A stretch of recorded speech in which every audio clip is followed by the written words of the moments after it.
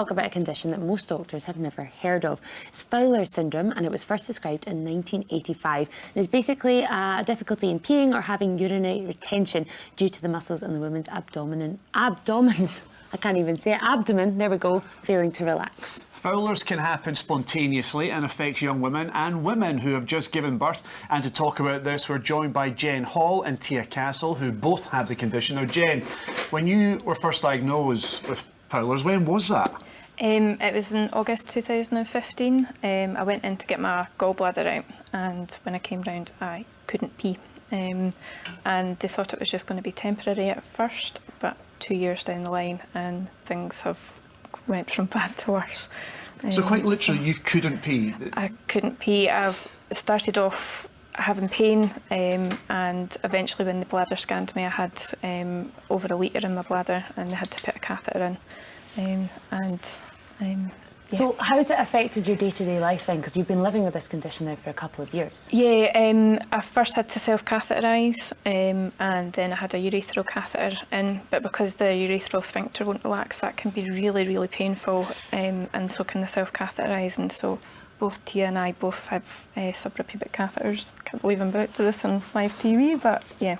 So we have to live with catheter bags, but there's a load of other symptoms other than just not being able to pee, like bladder spasms can knock us off our feet, and infections which can be life-threatening. What caused it? Do you think it was the removal of the gallbladder? That's the thing, there isn't enough research being done at the moment, so very little is understood about the condition. And Tia, how's that affected your day-to-day life, and what are you both now trying to do about it? For me, it has changed my life dramatically. I used to be a care assistant, I was a trainee chef, I used to love going camping and hiking, and now most days I spend curled up in bed.